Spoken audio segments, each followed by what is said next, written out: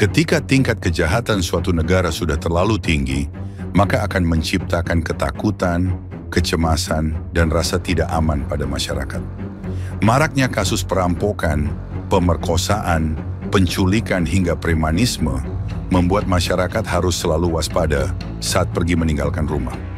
Tingginya tingkat kejahatan pada suatu negara juga menandakan kegagalan pemerintah untuk menciptakan rasa aman dan kondusif pada warga negaranya. Aparat penegak hukum yang seharusnya bertugas untuk menindak pelaku kejahatan gagal dalam melaksanakan tugasnya, bahkan aparat penegak hukum seringkali melakukan kerjasama dengan penjahat untuk mengedarkan obat-obatan terlarang demi keuntungan pribadinya. Tapi tahukah Anda, pada tahun 2019, terdapat seorang presiden yang mampu merubah negara dengan tingkat kejahatan tertinggi di dunia menjadi negara dengan tingkat kejahatan paling rendah. Dia adalah Nayib Bukele, Presiden El Salvador. Lantas, bagaimana sepak terjang Nayib Bukele dalam memerangi kejahatan di negaranya El Salvador? Simak baik-baik video ini.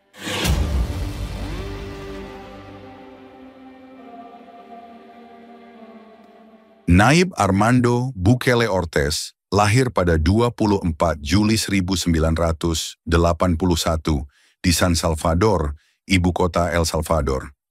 Ia berasal dari keluarga keturunan Palestina. Ayahnya, Armando Bukele Katan, adalah seorang pengusaha sukses dan juga imam muslim di komunitas lokal, sementara ibunya, Olga Ortez de Bukele, beragama Katolik. Keluarga Bukele dikenal aktif dalam bidang keagamaan dan bisnis, serta memiliki pengaruh yang cukup besar di masyarakat El Salvador. Meskipun El Salvador adalah negara dengan mayoritas penduduk beragama Kristen Katolik dan Protestan, Nayib Bukele tumbuh dalam rumah yang merangkul dua tradisi keagamaan besar, dan ini memberinya perspektif unik dalam memahami dinamika masyarakat pluralistik. Bukele memiliki darah keturunan Palestina dari pihak ayahnya, menjadikannya bagian dari komunitas imigran yang memainkan peran penting dalam dunia bisnis di El Salvador. Bukele menyelesaikan pendidikan menengahnya di Escuela Panamericana, sebuah sekolah elit di San Salvador, pada tahun 1999. Di masa sekolah ia dikenal cerdas dan penuh semangat, meskipun sempat menyebut dirinya sebagai teroris kelas dalam buku tahunan, sebagai bentuk sindiran terhadap stereotip yang dihadapinya karena latar belakang ayahnya. Setelah lulus dari SMA, Bukele sempat melanjutkan pendidikan tinggi di Universidad Centroamericana, namun ia tidak menyelesaikan kuliahnya. Ia memilih jalur yang berbeda, terjun langsung ke dunia bisnis, mengikuti jejak sang ayah. Keputusan ini dianggap tidak konvensional oleh sebagian orang, namun ternyata menjadi langkah awal yang strategis dalam membentuk kepribadiannya sebagai seorang pemimpin yang pragmatis dan visioner. Di usia muda, Bukele menjadi pemilik perusahaan Yamaha Motors El Salvador yang bergerak di bidang distribusi produk otomotif. Selain itu, ia menjabat sebagai direktur perusahaan periklanan dan komunikasi. Melalui pengalaman ini, ia belajar tentang manajemen, pemasaran, serta pentingnya komunikasi publik, keterampilan yang kelak menjadi senjatanya di dunia politik. Ketertarikan Bukele terhadap politik mulai terlihat ketika ia mendukung Partai Frente Farabundo Martí para la Liberación Nacional, FMLN, partai sayap kiri yang berakar dari gerakan pemberontak era Perang Saudara. Ia mulai terlibat aktif dalam kegiatan sosial dan pembangunan komunitas. Pada tahun 2012, Bukele mengambil langkah politik besar pertamanya dengan mencalonkan diri sebagai Wali Kota Nuevo Cuscatlán, sebuah kota kecil di dekat San Salvador. Ia menang dalam pemilu lokal dan mulai dikenal karena pendekatannya yang modern dan transparan dalam pemerintahan. Kepemimpinannya di Nuevo Cuscatlán menjadi batu loncatan. Ia memperkenalkan program sosial untuk kaum muda, pengusaha kecil, dan masyarakat miskin, sekaligus mempromosikan transparansi anggaran. Kesuksesan ini mengantarkannya ke kursi Wali Kota San Salvador pada tahun 2015, kota terbesar dan paling penting di negara tersebut. Di sini, Bukele benar-benar mencuri perhatian nasional.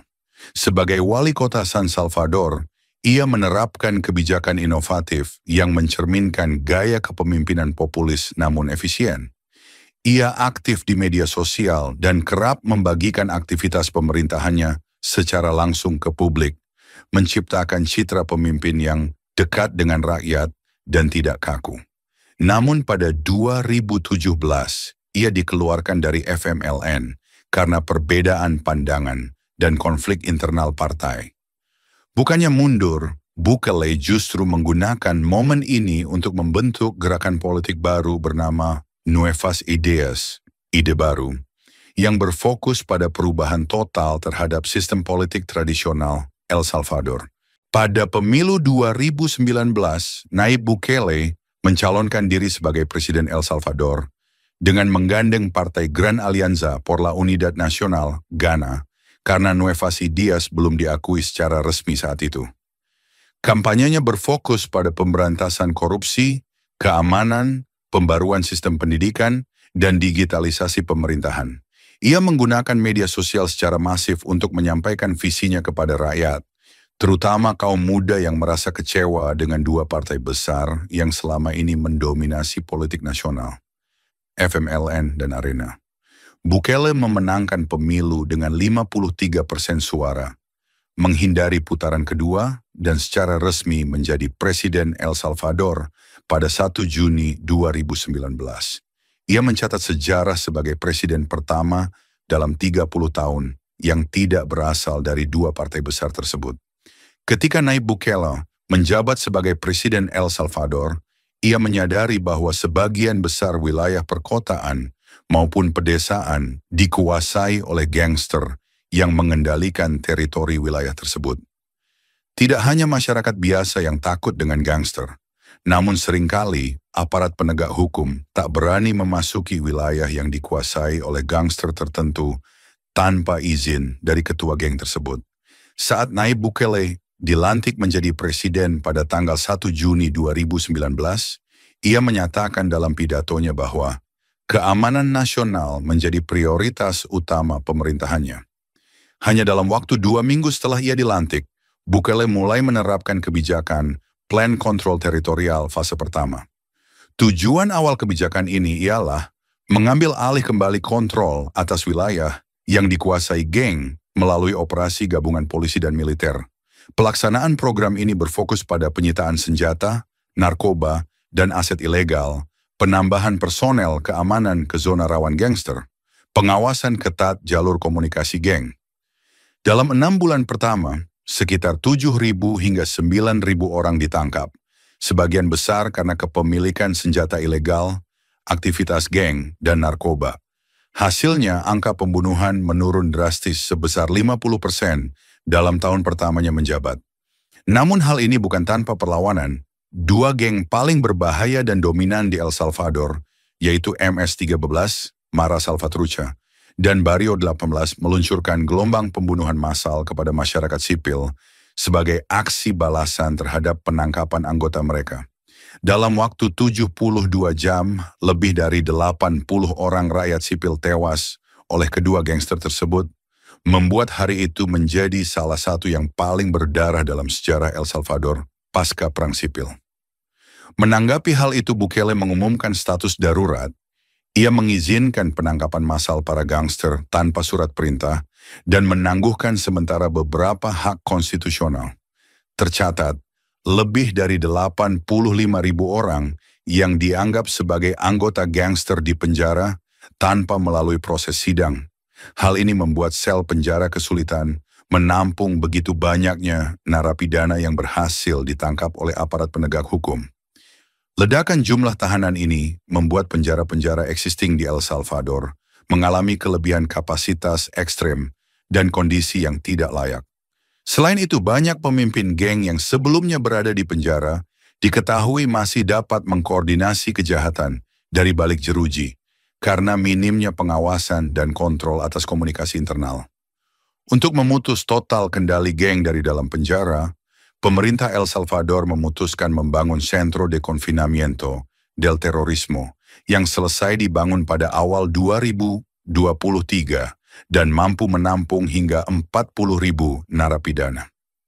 Terletak di kawasan terpencil di Tecoluca, penjara ini dibangun dengan sistem keamanan berlapis, teknologi tinggi, dan protokol ketat. Tahanan tidak diberi hak kunjungan, akses komunikasi, bahkan tidur di tempat layak dianggap sebagai fasilitas terbatas. Bukele menyebut Seikot sebagai tempat untuk mengubur para teroris geng selama mereka hidup. Penjara ini menjadi simbol pendekatan tanpa kompromi pemerintah terhadap kriminalitas dan juga menjadi sorotan internasional karena metode represifnya yang menuai pujian dari sebagian masyarakat lokal. Berbagai kebijakan Nayib Bukele dalam memerangi kejahatan di El Salvador nampaknya membuahkan hasil yang sangat positif. Sebelum Nayib Bukele menjabat sebagai presiden, El Salvador adalah salah satu negara dengan tingkat kejahatan tertinggi di dunia. Pada tahun 2015 terdapat lebih dari 6.600 kasus pembunuhan. Artinya, ada sekitar 106 orang dibunuh untuk setiap 100.000 penduduk. Ini merupakan angka yang sangat tinggi. Hal ini membuat El Salvador tercatat sebagai negara peringkat 4 dengan tingkat kejahatan tertinggi di dunia. Namun setelah Nayib Bukele dilantik sebagai presiden, dengan berbagai kebijakan yang ia terapkan dalam memerangi kejahatan, ia berhasil merubah El Salvador dari negara dengan tingkat kejahatan tertinggi di dunia menjadi negara paling aman sebenua Amerika. Pada tahun 2023 hingga 2024, angka pembunuhan di El Salvador turun drastis menjadi hanya 1,9 pembunuhan per 100.000 orang pada tahun 2024, menjadikan El Salvador salah satu negara paling aman di Amerika Latin, bahkan di dunia. Hal ini mendapat respon positif dari masyarakat. Mereka merasa kondisi di luar sudah berbeda 180 derajat, mengingat sebelumnya jalur transportasi, pasar ataupun sekolah dikendalikan oleh kelompok-kelompok gangster membuat masyarakat enggan untuk keluar rumah. Namun sekarang warga mulai merasa nyaman untuk pergi keluar rumah tanpa khawatir dengan perampokan dan intimidasi dari kelompok gangster. Hari-hari itu seperti mimpi. Tiba-tiba tidak ada lagi orang yang memeras kami. Anak-anak bisa keluar rumah, ujar salah satu warga di kota Soyapango. Banyak warga melaporkan perubahan suasana jalanan hampir instan. Gang sudah kosong, tidak ada lagi pemerasan, dan aktivitas ekonomi mulai bergerak. Namun hal ini rupanya mendapat sorotan dari media barat. Kebijakan Nayib Bukele dalam memberantas penjahat dinilai sangat radikal dan melanggar nilai-nilai hak asasi manusia. Organisasi hak asasi manusia internasional seperti Human Rights Watch dan Amnesty International menyuarakan kritik keras terhadap penahanan massal tanpa melalui proses sidang dan dugaan penyiksaan. Namun dukungan warga El Salvador terhadap Bukele sangat tinggi. Mereka merasakan sendiri betapa mengerikannya perilaku gangster ketika menguasai jalanan. Para gangster seringkali memaksa warga untuk membayar uang renta setiap minggu atau bulan hanya untuk bisa menjalankan usaha kecil seperti warung, toko, atau bengkel. Jika tidak membayar, korban bisa dipukul, dibakar tokonya, atau dibunuh. Ini adalah sumber pendapatan utama gangster dan menyasar ribuan keluarga setiap tahun. Remaja lelaki dipaksa masuk kelompok gangster, sementara remaja perempuan bisa dijadikan budak seksual. Jika menolak, mereka atau keluarganya bisa dieksekusi. Banyak keluarga memindahkan anaknya secara diam-diam ke wilayah lain untuk menghindari ini. Warga yang melakukan perlawanan seringkali bernasib tragis. Para gangster melakukan eksekusi kepada warga lokal dengan cara yang terbilang brutal, mulai dari pemenggalan kepala hingga mutilasi. Eksekusi seringkali dilakukan di depan umum sebagai peringatan bagi yang melawan atau mengkhianati kelompok. Tentu saja masyarakat lokal tidak mau trauma di masa lalu itu terulang kembali. Jadi bagaimana pendapat Anda? Apakah kebijakan Nayib Bukele yang terbilang sangat radikal dalam memberantas kejahatan di negaranya sudah terlalu berlebihan, semena-mena, dan melanggar hak asasi manusia? Berikan tanggapan Anda pada kolom komentar. Jika Anda suka dengan video ini, silakan klik like dan jangan lupa untuk subscribe channel ini. Sekian dari saya. Sampai jumpa.